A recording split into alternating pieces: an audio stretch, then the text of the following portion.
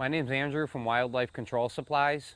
I'm going to show you guys the proper way to set the RBG body grip traps.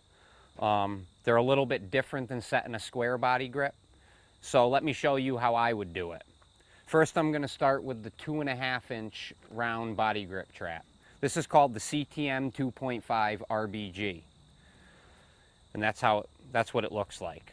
The way I would set this is you pick the trap up, you grab the spring with one hand, as I'm showing. This is the dog of your trap, and this is the trigger of your trap right here. This is what the animal pushes on to fire the trap. So the way I would set this is grab it with one hand, and with my other hand, grab the jaws, okay? And as I'm squeezing this, open it up, all right? So now I've got this trap in this hand, and I'm holding it open.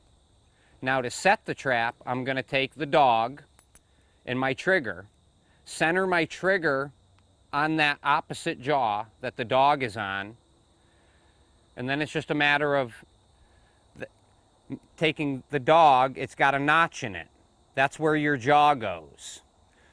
So you take your dog and seat it in between the triggers, that little notch in the top of the trigger, and put pressure on your dog. You can do, you can just hold it and let it go, or put it down on something to keep a little pressure on it, and then you just let your dog go.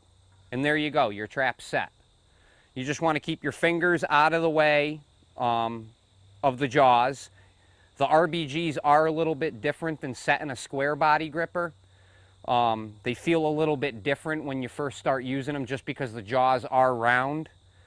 So the main thing is just, keep your fingers out of there, because they are snappy and they do hurt if they get you.